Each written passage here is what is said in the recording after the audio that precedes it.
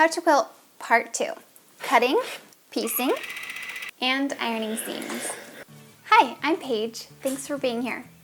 In the last video, How to Quilt Part 1, we talked about the pattern, the math, and the fabric. In this video, I'm going to show you how to make this, a 9-patch quilt block. So let's get started. Okay, so here I have my supplies, and I'm going to begin cutting out my fabric.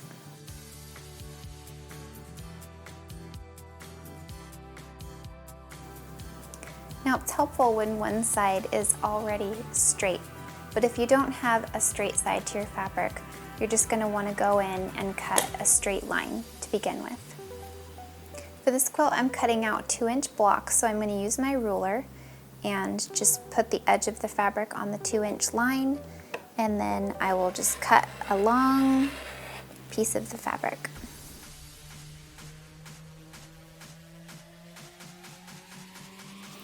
Now we'll just trim off the one side to create a nice straight edge. And then I'll flip this around. And I'm going to be cutting out the squares individually.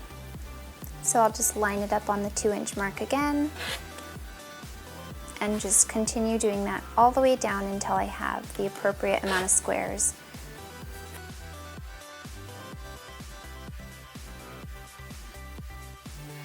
So for the quilt block, you'll need 5 colored squares in the design that I'm showing for this quilt. And then you'll need some of your background color. So I'll just cut out a long strip because I know I'm going to need a lot of this anyway.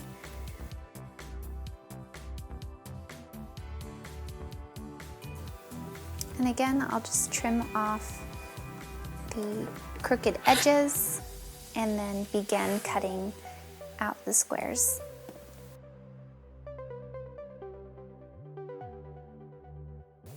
For the quilt block, I only need 4 of these, so this will create our 9-patch.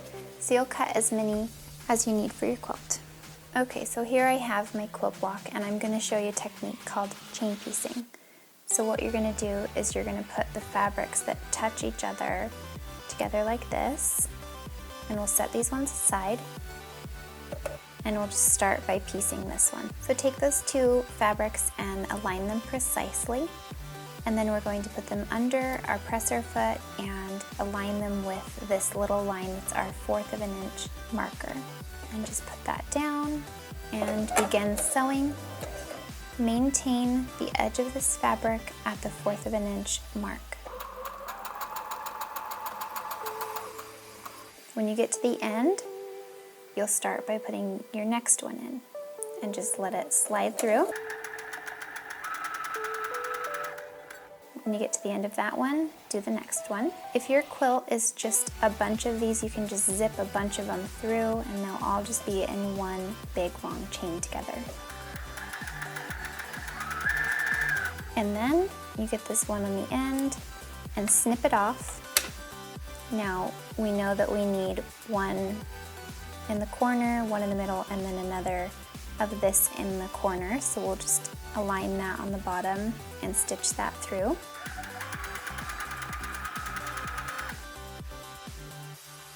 And get our next piece, and this piece we know that the color is in the middle. So we'll place a white one on the green and stitch this through.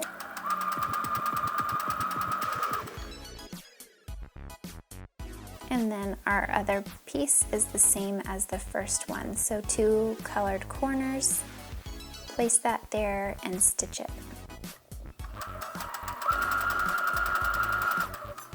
And now you'll remove this, separate them from each other.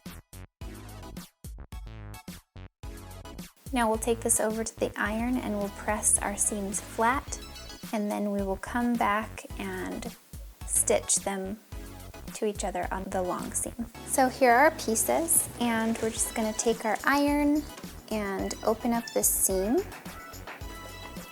and press the seam to where it lies open like this.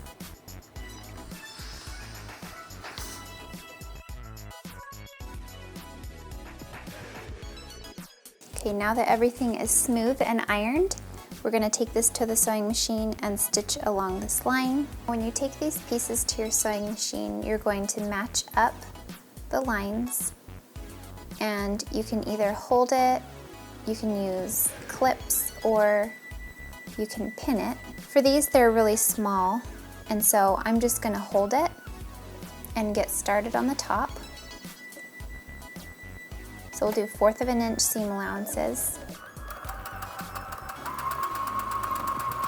Once I get here, I'm going to go down to the next one and match up the line, and then just hold my finger down on it as I sew.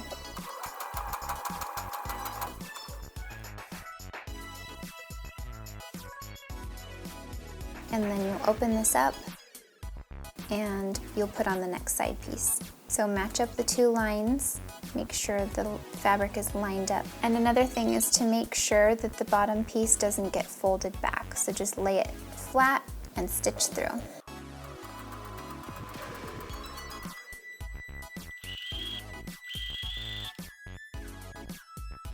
And now we're going to take this over and iron it open on the seams. It's helpful to open up the seams just a little bit by hand before you begin ironing. Just start by ironing it. And I always open it up on the other side just to make sure nothing got creased or folded, and I'll just iron it one more time. And there's your quilt block, all ready to go. Then you'll just keep making as many as you need. Once you get all the blocks made, you're going to take one and see how big it is. Just measure it, and then you're going to cut white squares in that same measurement, if that's part of your design, for the little empty space between the blocks. And so you'll just cut as many of these squares as you'll need, and then you are done with piecing the individual quilt blocks together and getting all of these squares cut. And then in the next video, part 3, we're going to put all of those pieces together to create our quilt top. Remember to click subscribe and click the little bell alert to be notified when the next video comes out. And I'll see you soon. Bye.